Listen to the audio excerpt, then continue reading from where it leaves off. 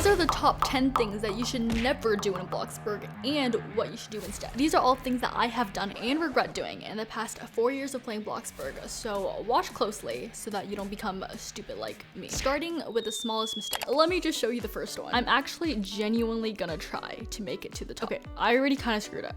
The back wheel's already kind of falling off. Oh no. Okay. Oh, I saved it. I'm gonna go so slowly. I'm gonna make it to the top. I'm gonna say. I'm probably not, but we'll see. Oh my god. Oh my god. That was gonna fall. Oh no, am I stuck? I think I'm stuck, guys. No, I really wanted to make it. Can I save it? I think I'm kind of screwed. Oh my god, I saved it. Okay, wait, I'm almost to the top. Wait, there's no shot in making this. Don't screw up now. Don't screw up now. Don't screw up now. Stop. I made it. When I planned this, I wasn't planning for myself to make it. I was planning for myself to eventually fall. So that kind of ruins the point here. I played this game for 4 years. I've never made it to the top. I've tried like at least 30 times. I was 0 for 30 until right now. My original point was gonna be that you never make it to the top with your car. It's just not possible because you just fall. It's not worth it. It's a waste of time. Most of the time you just have to fall and walk again. But now that I made it, right. Oh wait, oh my gosh, there's a ramp. I can jump off. Should I jump off? I'm gonna jump off. Oh, wait. Why does my car bounce so high? If you want to go up this hill with your car, you can still go because apparently it's possible and I just did it. And go up as much as you can. But the second your back wheels start hanging like this, yeah, there's no shot. You better be jumping off of that car right now. Because if you're trying to save it, in the next 5 seconds, it's probably gonna fall. So you gotta jump off, you're screwed. There's no saving it at that point. Okay, anyways, let's move on because this one isn't crazy. But don't worry because the last one is going to be crazy. So watch until the end. For all my lovely mobile players out there, does your Bloxburg look like this with a bunch of smooth plastic and the neon green trees? Oh, and also this annoying pop-up message every time you want to change your materials? If no, congratulations, you're a lot smarter than me than when I was playing on mobile. But if the answer is yes, watch very carefully. This is what you want to do. You want to click settings, options, and then scroll down to advanced settings. See where it says object quality low? Change that to high, and then just click a bunch of yes or continues. If your device can handle it, I suggest changing everything to high, just so everything looks the best. But once you've done that, you may have realized, it's still very smooth and neon green. What do I do? Have no fear, because this is what you want to do. You want to click here and you want to leave the game and then rejoin. Everyone in my neighborhood was probably so confused on why I left. I'm coming right back. Okay, wait for it. Oh, hold on, one more button. Look, you're all set.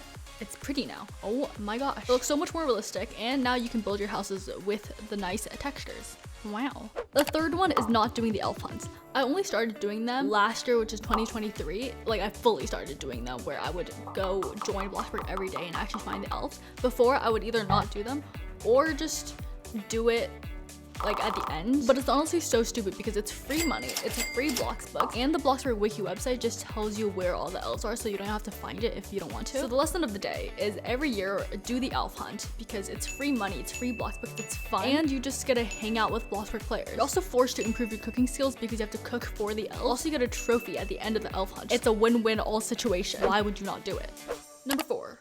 Not starting to play Bloxburg earlier. So I started playing at the end of 2019, so like December of 2019. But I knew Bloxburg existed a couple months before that. The reason I didn't get it was because it was 25 Robux, and I didn't have any Robux at that time, and 25 Robux was a lot to me at the time. But then I finally got it, and I'm so happy that I did because first of all, it's so much fun. It got me into interior designing, and I have a whole YouTube channel about it now. So if you're watching this and you don't have Bloxburg, or you have a friend that doesn't have Bloxburg that you want them to get Bloxburg, convince them today. Get Bloxburg today. Use your last drop of Robux, or if you have no Robux, beg your mom because it is so worth it. Let me tell you a story. First of all, you're gonna have to imagine that this entire plot is empty because I don't have an empty plot right now. The first time in 2019 when I went to build, I was sitting on the couch, I remember, with my little iPhone 7 with the smooth plastic graphics because I'm an idiot, and staring at these 30 by 30 900 blocks are a lot of blocks. And me, being like a lot of beginner players I see today, I look at this 900 blocks, I'm like, oh my gosh, I have so much space, I can build a big house. Which is exactly what I did. This was probably the size of the house that I built. Look, I'm gonna show you really quickly. This is the house I built. And I look at this, I was like, oh, that's a pretty decent sized house, right? And I placed out my furniture, and I'm like, oh, I didn't know that the furniture was gonna be this tiny. Also, yeah, this is probably the exact thing that I bought because I couldn't afford anything else at the time. Basically, I had no sense of scale of how big this furniture was supposed to be. So here's what you need to know. If you're just starting out, 30 by 30 is very big. Not the entire thing is for the house. It's for like maybe this area is for the house, and then the rest is landscape and backyard and just exterior. And even then, you don't need to use all 30 by 30. Big house doesn't mean good house. A lot of time, especially if you're a beginner, it means bad house. Familiarize yourself with the sizing of the furniture, because here's the rule of thumb. This is really important. When you're building your walls and the layout of your house, always expect the furniture to be smaller than you think it's gonna be. And then when you're placing a wall, place the wall like 2 or 3 blocks shorter than how long you originally want to place it. And this rule I still use today. I'll build a wall, I'm like, no, it probably doesn't have to be that big, and I shrink it. And sometimes while I'm building the interior of houses, I realize my house is too big and I can't fill it up.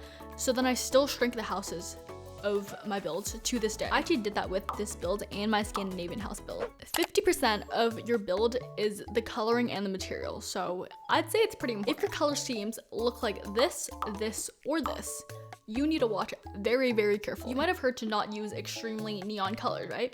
Which when I started building, I took that very seriously. I did not use any neon colors, as you saw. And what I've did, and I see a lot of people do, is they'll use very similar neutral colors that kind of all blend into each other, which it's not neon colors, right? So in my 11-year-old mind, it's like, this is great. I'm not using neon colors, I'm using neutral colors. Like this is wonderful. Or what I'll do is I'll use really pastel colors, but then I use too many pastel colors, so there's like too much going on. Here's what I've been doing recently, and I think it's been working really well. Unless 4 years later, I look at myself again and I'm like, oh, this is so stupid. But pick 2 to 4 like boring neutral colors, like black, white, gray, and brown. And then pick 1, sometimes 2 if you're feeling like it, 2 accent colors.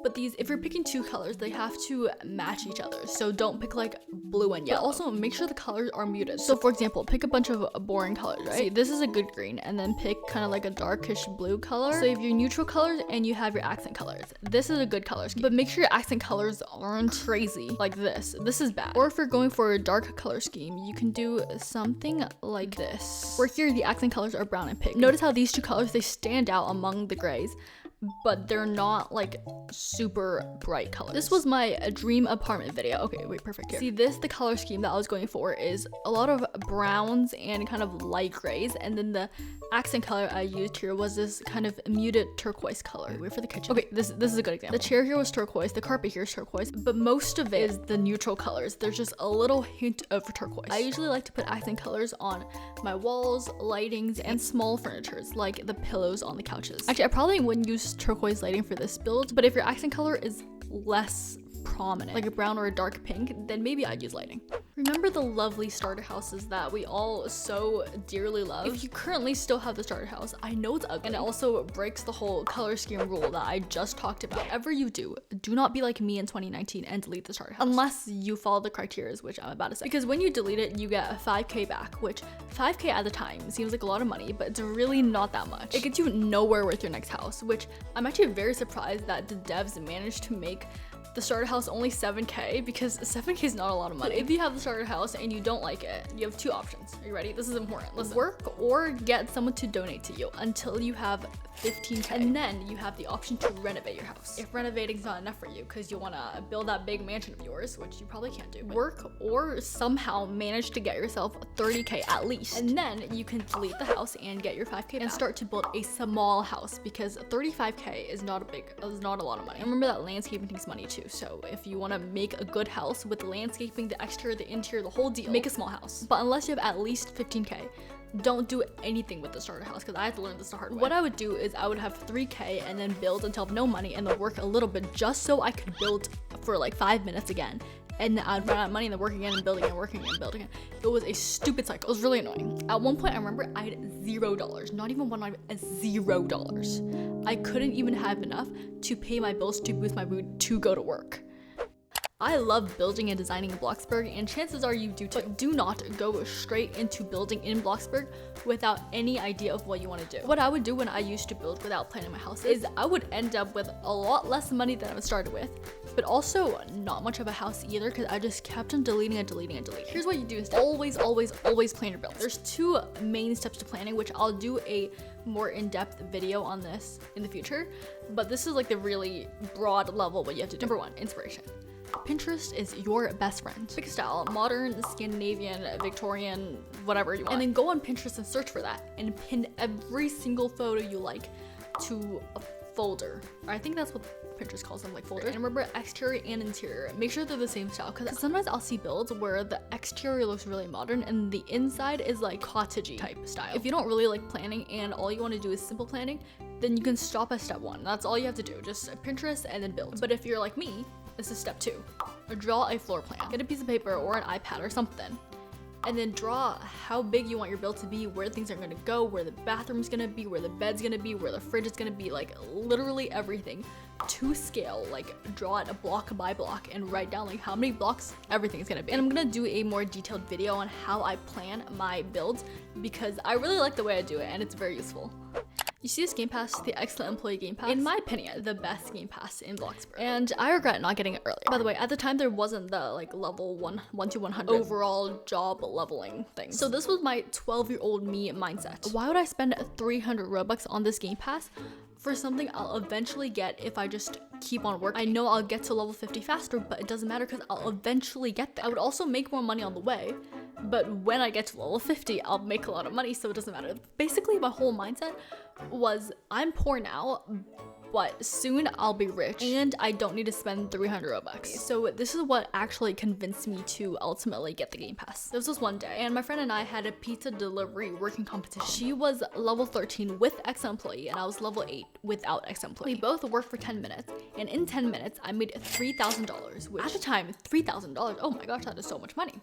But guess how much she made? $13,000. That's over 4 times of what I made. You're kidding me? 10 minutes? So this whole night I could not fall asleep because I was just thinking about how I would make so much more money in Bloxburg if I got Excellent Employee. So the next day, I got Excellent Employee. Probably the best Roblox financial decision I've ever made. Because even though 4 years later, I'm still not at level 50 in pizza delivery, I do have over $3 million and I count that as win. So the moral of the story is the second you have 300 Robux, get yourself Excellent Employee if you don't have it, because it is so worth it and you'll regret not getting it earlier. Now for the most important thing that you should never do in Bloxburg. So remember when I said that I have $0 and I didn't want to get Excellent Employee? Yeah, so you know what I did instead? Purchased 1,000 money with 20 Robux. I bought Bloxburg Cash with Robux. Why would I do that? But that's not all, because if we look at page 17 here, we scroll down, within the next 9 days, purchased 10,000 money, 160 Robux. What was I thinking? I spent 180 Robux buying $11,000, which I could have almost bought advanced placing, which apparently I didn't buy until April 20th. But no, 12-year-old me had to get $11,000, which I can get in like 5 minutes now. So do not ever buy Bloxburg Cash. They were such a giant scam. This was the worst financial decision I've ever made on Roblox. So instead, what you want to do is you want to work for money because it's objectively the fastest way to make money. Or if you really hate working, there's this other option, which is pretty new, but I did the math, it's worth it. You may or may not be aware of the subscription packs on Bloxburg. If you're below level 40 in the overall job working levels, then I do think that the subscription packs may be worth it. So if we look at the mini pack for $2.99, you get $20,000 plus Bloxburg, which $2.99 is basically $3, which is